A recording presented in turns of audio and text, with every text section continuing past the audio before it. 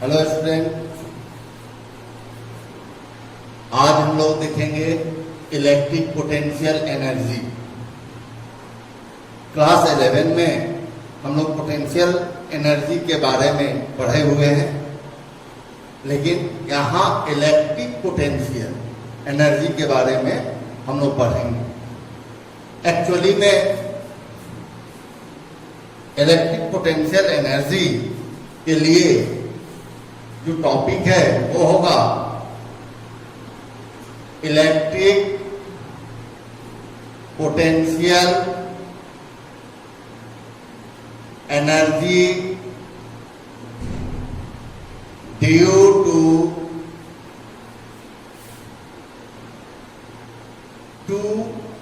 और system of charge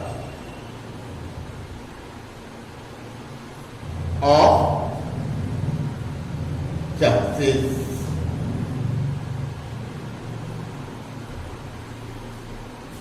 single charge के लिए पोटेंशियल एनर्जी नहीं होता है, शून्य होता है, यानी कि नहीं। तो इसके लिए क्या होगा, या तो दो या दो से अधिक, यानी कि सिस्टम ऑफ चार्ज, मतलब बहुत से चार्ज होना चाहिए, कम से कम दो, मिनिमम दो, मैक्सिमम फ्रैंक तक ले सकते हो, एन टर्म तक चार्ज का एक निकाय बना सकते हो। और तब हम उस पॉइंट पे उन सभी आवेशों के कारण हम पोटेंशियल एनर्जी यानी कि इलेक्ट्रिकल पोटेंशियल एनर्जी फाइंड करें। ओके, चलो शुरू करते हैं। पहले कॉन्सेप्ट ले लीजिए, ज्यादा इसमें हम लोग देख चुके हैं electric field due to a point charge E equal to K constant, K means 1/4πε0 Q by R square, यानी कि K का मान होता है 1/4πε0, तो K into Q by R square. और पोटेंशियल यानी कि विद्युत विभव V इक्वल टू होता है K into Q by R। कहीं पार्ट 2 या पार्ट 3 में एक मिस्टेक है, जो न्यूमेरिकली पोटेंशियल हम सिस्टम के चलते निकाल रहे हैं, तो वहां R की जगह पर वैल्यू केवल R स्क्वायर कर दी है बाई मिस्टेक, तो मिसिंग कही है, उसे नजरअंदाज कर लीजिएगा। वहां केवल R होगा, R का स्क्वायर। फॉर्मूला सही है, केवल न्यूमेरिकल का वैल्यू बैठाते समय हमसे R स्क्वायर हो गया। ओके, इसको क्लियर कर दीजिए। ओके, तो यहां देखिए, अगर यहां पे प्लस Q कोई सोर्स ऑफ चार्ज यानी कि पॉइंट चार्ज रखे हैं, यहां से R डिस्टेंस पे कोई पॉइंट P है, और यहां पे हमें पोटेंशियल एनर्जी निकालनी है। पोटेंशियल एनर्जी को U से डिनोट करते हैं। विद्युत स्थितिज ऊर्जा यहां लिख देते हैं, विद्युत स्थितिज ऊर्जा को U से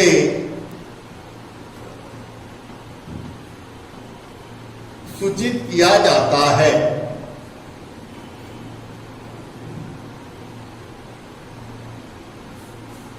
और यहां हमें यही U ज्ञात करनी है। अब हम मान लेते हैं यहां ये पॉइंट Q1 है, यहां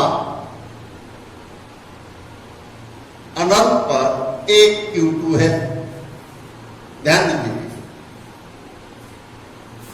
हम लोग पढ़े हुए हैं कि सबसे पहले यहां पोटेंशियल कितना होगा, तो P पर potential at point P equal to 1/4πε0 इस Q के कारण पहले सपोज करो कि ये नहीं है, पहले तो हम ये रखे हैं, तो इसके कारण यहां पोटेंशियल एनर्जी 0 है, लेकिन इसके कारण यहां पे पोटेंशियल है, विभव है, कितना है? तो 1/4πε0 और Q1/R, Q1/R। अब यहां से हम Q2 को यहां पर ला रहे हैं। अगर सिस्टम ऑफ चार्ज है तो Q1, Q2 है, Q3 है, Q4 है, डॉट डॉट Qn तक यहां पे हम सब सिस्टम इंफिनाइट पर रखे हैं और एक एक करके लाएंगे, एक ही साथ नहीं, एक एक करके, और सबका वर्क निकाल सकते हैं। हम लोगों ने यह पढ़ चुका है कि Q2 को यहां तक लाने में किया गया कार्य कितना होगा? तो किया गया कार्य लिखेंगे अनंत से बिंदु P पर Q2 को लाने में किया गया कार्य W, और W बराबर क्या होता है? तो W बराबर 1/F external into distance. Distance को सपोज करो यहां से अनंत की डिस्टेंस को हमने x माना, तो यहां हम x रख लें, कॉन्सेप्ट सपोज। तो ये वर्क डन मिल रहा है, लेकिन इसको अगर हम इंटीग्रेट करके निकालेंगे तो बहुत लंबा प्रोसेस होगा। एक आसान तरीका निकाल लेते हैं हम कि डायरेक्ट लिख लेते हैं, इसको इसे मिटा देते हैं। और आसान तरीका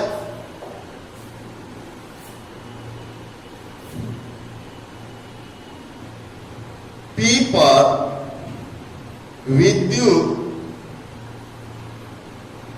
स्थिति ऊर्जा U बराबर Vp इंटू Q2। Q2 यहां ला रहे हैं, यहां का पोटेंशियल से मल्टीप्लाई, यहां का पोटेंशियल से Q2 को मल्टीप्लाई कर देंगे। U बराबर Vp कितना है? तो Vp है 1/4πε0 Q1/R मल्टीप्लाई Q2, यानी कि 1/4πε0 Q1 Q2/R। This is the potential, electrical potential energy at point P due to charges Q1 and Q2। ध्यान रखिए इन दोनों के कारण P पर स्ट्रेस है। अगर यहां पे Q3, Q4 dot dot dot Qn हम रखते हैं तो वही U बराबर हो जाएगा 1/4π, तो सब में कॉमन होगा, यानी कि 1/4π यहां लिखेंगे Q4 के लिए के कारण, इसको लिख देते हैं Q2 के कारण P पर विद्युत स्थिति ऊर्जा Q3 के कारण P पर स्थिति ऊर्जा, यह होगा 1/4πε0 Q1 Q करते हैं तो ठीक है, नहीं तो ले लेते हैं। सपोज कीजिए इसको R1 मान लिए, तो ये R1 हो गया, तो यहां पे R2 रख। यदि इसी प्रकार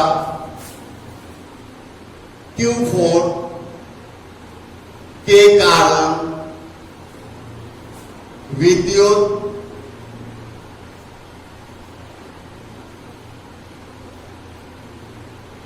स्थिति ऊर्जा,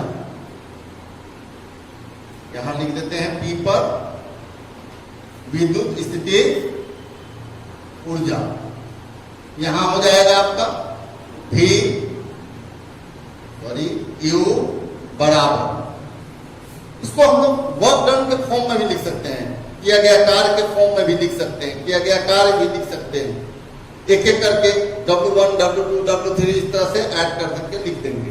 यहां हम 1/4 पाई एप्सिलॉन नॉट Q1 सब में है, क्योंकि Q1 पर ही सबको ला रहा है। Q1 के कारण जो फील्ड हमारा है वहीं पे हम सिस्टम ऑफ चार्ज को लेकर आ रहे हैं, 1, 2 को, 3 को, 4 को, Qn टर्म तक। तो हम Q1 और यहाँ Q4/R3 लगा। उसी प्रकार डॉट डॉट Qn के कारण P पर विद्युत स्थिति ऊर्जा, तो हमारा ये मिलेगा Qn, यहां n टर्म तक, यहां 4 और 3, यहां 1, यहां 2,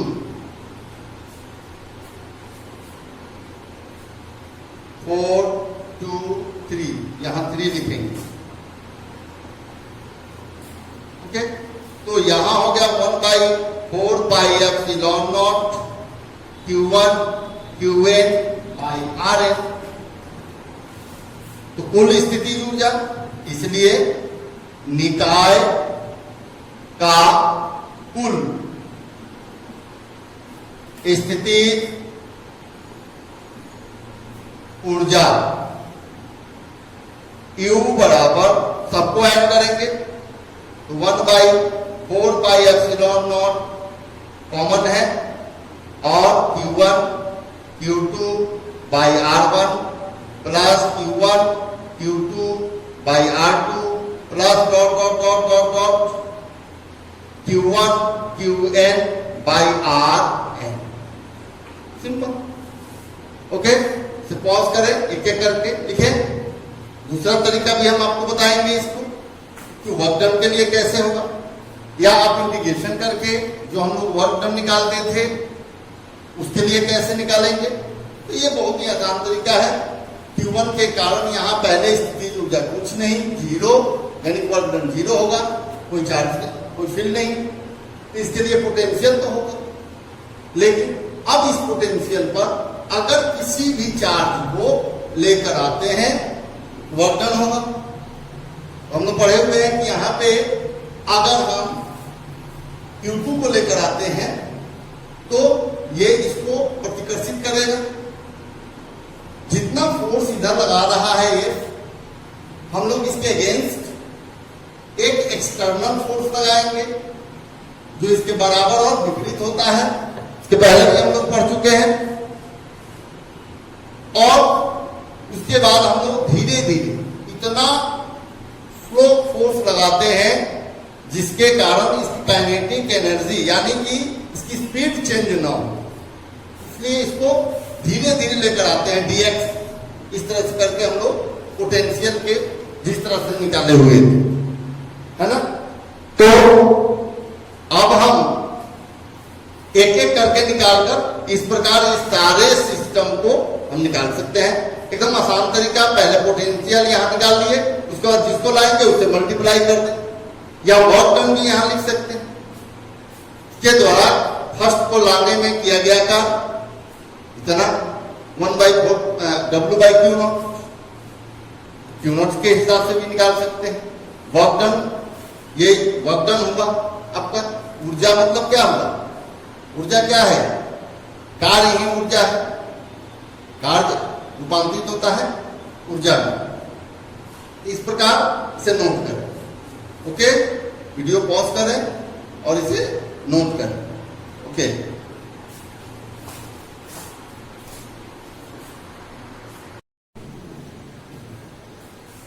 हम लोगों ने देखा इलेक्ट्रिक पोटेंशियल एनर्जी। अब आपके लिए एक नया टॉपिक आ रहा है जो बहुत ही इंपॉर्टेंट है और ये नया चीज है तुम्हारे लिए। देखिएगा, हम लोग अब तक चार्ज यानी कि आवेश पढ़ा, इलेक्ट्रिक फील्ड यानी कि आवेश का चारों ओर का क्षेत्र, डाइपोल, कई थ्योरम हमने देखा जैसे गॉस लॉ था, कूलॉम्स लॉ था। उसके बाद हम लोगों ने पोटेंशियल के कई पार्ट्स पढ़े हम लोग। उसके बाद पोटेंशियल एनर्जी देखे। अब हमें इलेक्ट्रिक पोटेंशियल एनर्जी का यूज कैसे होता। जैसे सपोज कीजिए कि हम नेचुरली पानी पहले आसमान से, धरती पे समुद्र था, नदियां थी, तो मनुष्य को जैसे जैसे इसकी आवश्यकता हुई, जब कोई बर्तन नहीं था, कोई चीज नहीं था कि पानी को इकट्ठा कैसे करे, तो मनुष्य पहले अपने हाथों को इस तरह से बना के पानी को इकट्ठा करके तब पीते थे या कोई काम करते थे। जैसे जैसे इनको आवश्यकता पड़ी पानी को इकट्ठा, जैसे मान लीजिए कि पहले बरसात के पानी कहीं इकट्ठा करते थे तो गड्ढा खोदते, नदियों से पानी लाकर कहीं रख लेते थे, अपना दैनिक जीवन का जो भी डेली काम होता था उसे करते थे। फिर मनुष्य जैसे जैसे डेवलप किया तो वो हर चीज को अपने पास समय भविष्य के लिए स्टोर करना शुरू किया। तो हम लोग समझते हैं, एक कहावत भी है कि आवश्यकता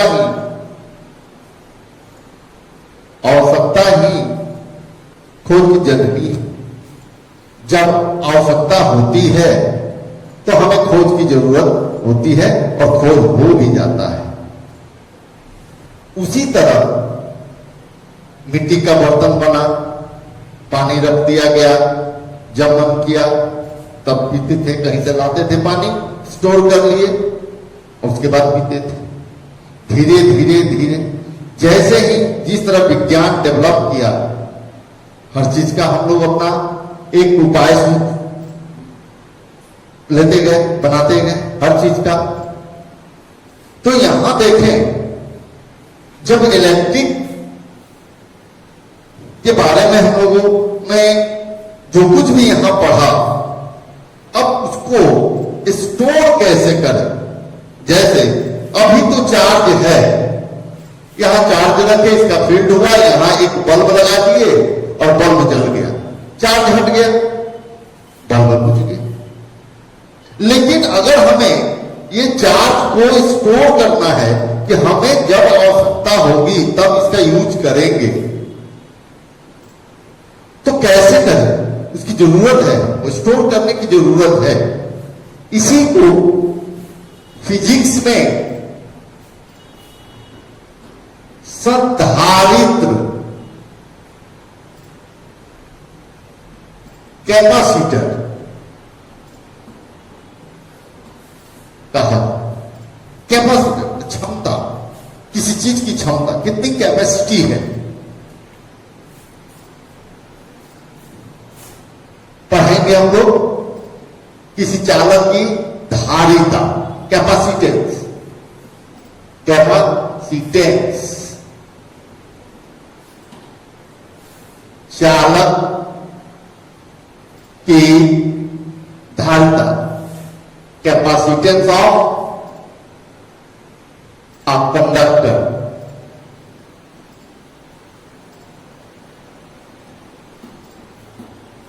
किसी चालक की धारिता से क्या समझते हैं?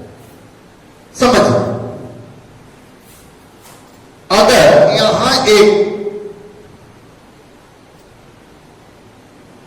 नल लगा हुआ है और यहां एक बकेट, दैट मीन्स बाल्टी जिसको हम लोग बोलते हैं या मग बोले, यहां लगा दिए। यहां भी एक उसी साइज का नल है, यहां एक बड़ा बकेट लगा दिए। ध्यान से समझने की कोशिश कीजिएगा।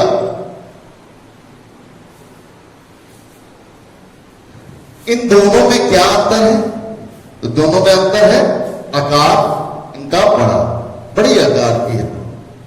ये सपोज करो कि ये 1 लीटर क्षमता वाला कोई बर्तन है और ये 5 लीटर वाला क्षमता वाला एक बर्तन है। पानी जब इसमें से गिर रहा है, ये पानी की मात्रा किसमें अधिक होगा? जाहिर सी बात है, पानी इसमें अधिक आएगा।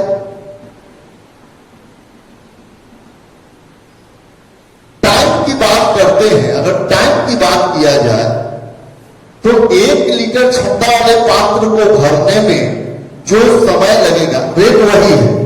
फ्लो ऑफ वाटर, नल का जो पानी गिरने की क्षमता है, दर है, वो समान है। ठीक है, जितना इसका एरिया है, क्रॉस सेक्शनल एरिया, उसका भी इसका भी उतना ही है। मतलब पानी नल दोनों साइड में बराबर है। पानी एक साथ खोल दिए, पहले कौन भर जाएगा? ये भर जाएगा। उसके बाद ये जाहिर सी बात है कि ये 5 लीटर है और ये 1 लीटर है। चलिए हम लोग उस बात पर बात नहीं करेंगे, हम देखें जब पानी इसमें आएगा। चलिए एक ही की बात करते हैं, बात होगी। इसमें देखते हैं ध्यान से, थोड़ा बड़ा है देखने में। जैसे पानी इसमें गिरेगा तो पानी यहां क्या होगा? इकट्ठा होना शुरू होगा। और इकट्ठा जब शुरू होगा तो यहां देखिए क्या देखने को मिलता है हमको? तो पानी का स्तर, लेवल ऑफ वाटर इंक्रीजेस, बढ़ता है, बढ़ रहा है। लेवल ऑफ वाटर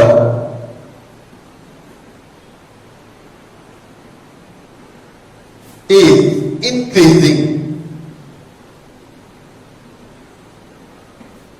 पानी का जो लेवल है, स्तर है, वो क्या हो रहा है? पहले इतना था, फिर इतना, फिर इतना, फिर इतना, फिर इतना, इतना, इतना, इतना। एक ऐसा समय आएगा कि ये भर जाए, पूरा भर गया। उसके बाद पानी तो गिरने लगेगा। तो यानी कि यहां 5 लीटर पानी जैसे यहां खत्म होगा, पानी बाहर गिरे, तो हम लोग कहेंगे नल को बंद कर दो। यानी कि 5 लीटर पानी इसमें आ गया, तो हम कहेंगे कि इस बर्तन की क्षमता, पानी को एकत्रित करने की क्षमता कितनी है? 5 लीटर है। इसकी कैपेसिटी कितना हुआ? 5 लीटर। अच्छा, हमको देखने को क्या मिला इस बर्तन में? पानी को। तो पानी का स्तर गुरुत्वीय प्रभाव जो क्षेत्र है वो बढ़ रहा है। ठीक उसी प्रकार किसी चालक में, ये चालक है, अगर किसी चालक में अगर हम आवेश देते हैं और आवेश इसमें अगर फ्लो करना शुरू करता है, आवेश इसमें बढ़ना शुरू करता है, तो इस चालक में क्या बढ़ता है? तो आंसर होगा विभव। तरह ये बर्तन था, उसी तरह यहां चालक है। इसमें क्या बह रहा था? तो आंसर है पानी। इसमें क्या दे रहे थे हम? पानी। इसमें क्या दे रहे हैं? चार्ज। इसमें किसका लेवल बढ़ रहा है? पानी का। तो इसमें किसका लेवल बढ़ेगा? आवेश। यानी कि आवेश का लेवल, पोटेंशियल, विभव। किसका? विभव। विभव यानी कि विद्युत क्षेत्र का वैल्यू बढ़ता जा रहा है। इलेक्ट्रिक फील्ड इंटेंसिटी का वैल्यू बढ़ा। किसी बिंदु पर हम देखेंगे कि पोटेंशियल बढ़ा। पोटेंशियल के बाद में हम लोग क्या देखेंगे? तो विभव का मान बढ़ा। यानी कि अगर एक कूलाम आवेश दे रहे हैं तो 1 वोल्ट, यदि फिर 2 कूलाम देंगे तो इसका 2 वोल्ट, 3 वोल्ट, 4, इस तरह से इसका लेवल बढ़ते चला जाएगा। जिस तरह यहां 1 लीटर था, यहां क्या है? 5 लीटर। पहले 1 लीटर भरा, 2 लीटर, 3 लीटर, 4 लीटर, 5 लीटर। यानी कि क्वांटिटी ऑफ वाटर जितना दे रहे हैं, तो इसकी अपने क्षमता अनुसार, इस पात्र की क्षमता अनुसार पानी गिर रहा है। अगर ये 1 लीटर का होता तो 1 लीटर ही पानी आता, उसके बाद सारा पानी नीचे गिर जाए। उसी तरह यहां आवेश की मात्रा बढ़ाएंगे तो किसका मात्रा बढ़ेगा? चालक में विभव की मात्रा बढ़ेगा। जिस तरह यहां आकर ये 5 लीटर के बाद ओवरफ्लो हो जाता है, उसी तरह इसकी भी अपनी क्षमता होती है। इस कंडक्टर का जो मटेरियल है उसका भी अपना क्षमता होता है कि कितना चार्ज को स्टोर करे, यानी कि कितना चार्ज उसमें जाएगा कि उसका पोटेंशियल एक लिमिट समय के बाद खत्म हो जाए। उतना ही हर चीज का क्षमता होती है। हर एक वस्तु का अपना एक कैपेसिटी होता है किसी सामान को एब्जॉर्ब करने का, रखने का। तो चालक में भी ये किस बात पर डिपेंड करेगा? इसके मटेरियल पर। चालक किस चीज का बना हुआ है, इसकी इंटेंसिटी कितनी है ना? और कई बातें हैं जो हम लोग कैपेसिटेंस जब निकालेंगे तो हम लोग पढ़ेंगे। तो इस प्रकार हम देखते हैं कि किसी चालक में आवेश का मान बढ़ने पर विभव का मान बढ़ता है, अर्थात Q V के अनुक्रमानुपाती होता है।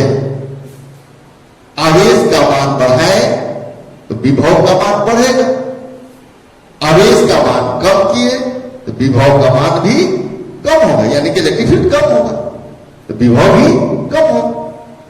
तो इस प्रकार हम ये कहेंगे, इसे मिटा रहे हैं और इसकी परिभाषा लिखते हैं। पहले नोट कीजिएगा,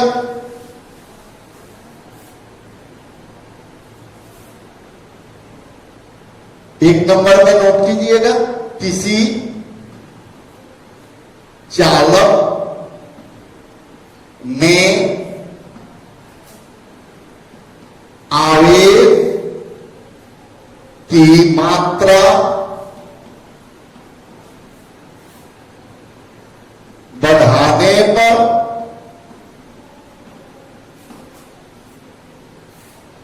चालक में विभव की मात्रा बढ़ता है, अर्थात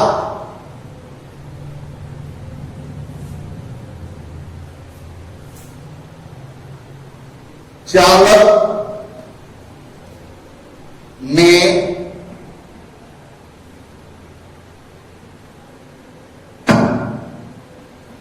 उत्पन्न विभव दी गई आवेश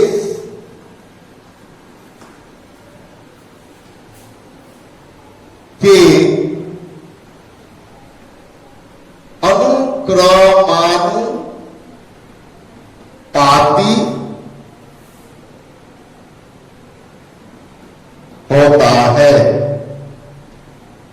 इसे लिखेंगे Q अनुक्रमानुपाती V। अब ध्यान दीजिएगा,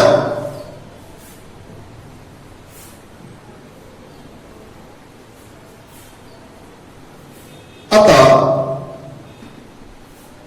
यहां देखिए Q इस अनुक्रमानुपाती को यदि हटाएंगे, बराबर करेंगे, तो यहां अनुक्रमानुपातिता का मान, यहां देखिए एक कांस्टेंट राशि आ जाएगा C, है क्या यहां V, जहां लिखेंगे, जहां C एक नियतांक है। C एक क्या है? नियतांक। हमने क्या कहा था, बाल्टी में पानी कितना रहेगा? 5 लीटर। 5 लीटर कांस्टेंट हो गया। अब 5 लीटर से 1 मिलीलीटर भी अधिक अगर होगा तो बाहर गिरेगा, यानी कि उस बाल्टी का कैपेसिटेंस कितना है? 5 लीटर। तो 5 लीटर कांस्टेंट हो गया। 5 लीटर क्या हुआ? कांस्टेंट वैल्यू हो गया उस बर्तन के लिए, उस बाल्टी के लिए, कि इसमें 5 लीटर ही कोई लिक्विड अटेगा, ठीक है, उसमें भरेगा। उसी प्रकार किसी चालक में भी उस चालक के पदार्थ पर निर्भर करेगा कि वह आवेश की कितनी मात्रा को देने पर ऑब्जर्व कर सकता है, जिससे उस चालक में उतना विभव कांस्टेंट हो। जितना हम आवेश देंगे विभव तो उतना ही होगा। लेकिन ऐसा नहीं है कि 484 ओम जो हम लोग घरेलू परिपथ में वायर का जो यूज करते हैं, ये 220 यानी कि 220 वोल्ट से 240 वोल्ट विभव तक ये इसकी क्षमता है, कैपेसिटेंस, कि इतना विभव तक ये बर्दाश्त कर सकता है। ऐसा नहीं है कि हम 11,000 वाले तार के साथ, वोल्ट के तार के साथ कनेक्ट कर देंगे तो ये ऑब्जर्व कर, नहीं, जल जाएगा, तुरंत जल जाएगा, क्योंकि इसकी कैपेसिटी उतनी नहीं है। उसके लिए देखिएगा मोटा मोटा तार आता है, उसकी अपना इंटेंसिटी बनाया गया। उसी तरह तो C एक नियतांक है, जिस तरह 5 लीटर नियतांक है, तो 5 लीटर क्या है? कैपेसिटेंस है उस बाल्टी का। उसी तरह C एक नियतांक है, तो C को ही, इस नियत मान को ही इस चालक का धारिता क्या कहेंगे? धारिता, कैपेसिटेंस कहेंगे। तो लिखेंगे C एक नियतांक है जिसे चालक का धारिता कहते हैं।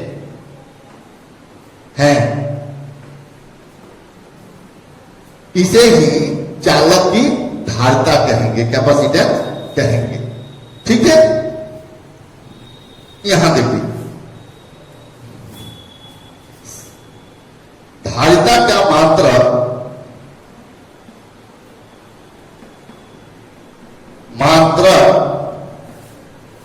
फैराड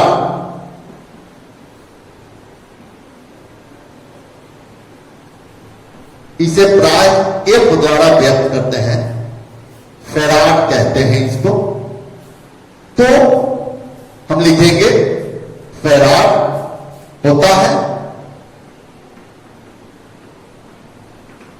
अगर इस फॉर्मूला को देखें तो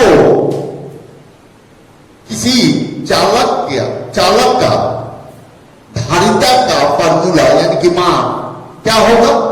तो C बराबर ये V अगर इसमें डिवाइड हो गया तो Q बाई V। इस प्रकार हम ये कह सकते हैं कि एक फैराड का मान कितना होता है, तो 1 फैराड बराबर 1 Coulomb by 1 volt. That means हम इससे एक और परिभाषा निकाल सकते हैं। कैसे? पहले इसे नोट करें। वीडियो को पॉज करके इसको नोट करें, तब मैं बताता हूं।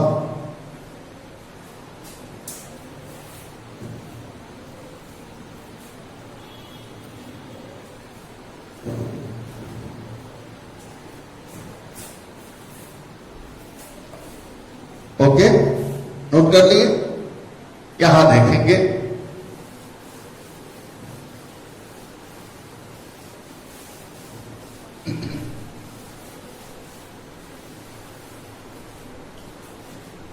तो हम कह सकते हैं 1 फैराड किसी चालक की वह धारिता है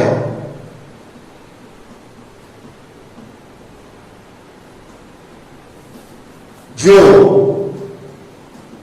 1 कूलाम आवेश, या यहां लिख सकते हैं एकांक आवेश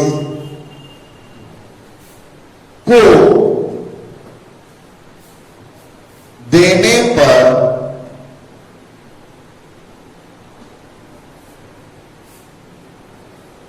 यहां थोड़ा संशोधन कर ले, जो चालक में 1 कूलाम आवेश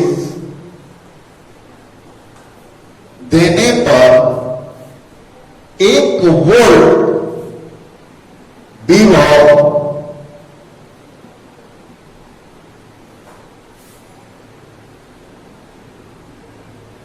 विभव के, जो चालक में 1 कूलाम आवेश देने पर 1 वोल्ट विभव उत्पन्न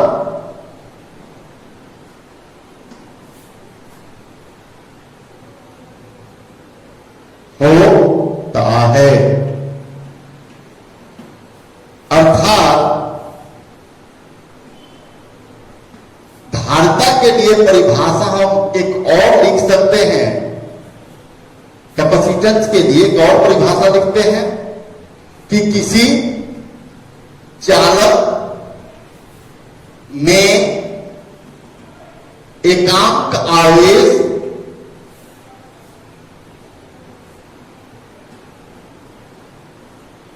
से उत्पन्न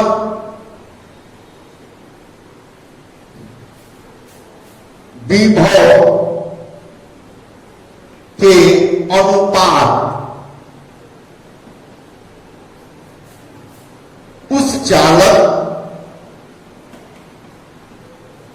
की धारिता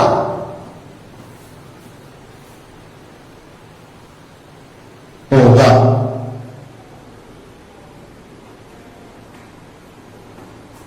यानी कि एकांक आवेश अगर देते हैं तो जितना भी विभव आएगा, दी गई आवेश एवं विभव में जो अनुपात होगा वही C के बराबर, यानी कि संधारित्र होगा। ठीक है, तो हम देखें, यह हुआ परिभाषा। आज थोड़ा सा कॉन्सेप्ट दे रहे हैं, ध्यान दीजिएगा। फैराड जो होता है यह बहुत बड़ी मात्रा, बहुत बड़ी मात्रा है आवेश के लिए। 96,500 कूलाम होता है एक फैराड में। एक फैराड बराबर 96,500 कूलाम हो जाता है, बहुत बड़ा मात्रा होता है।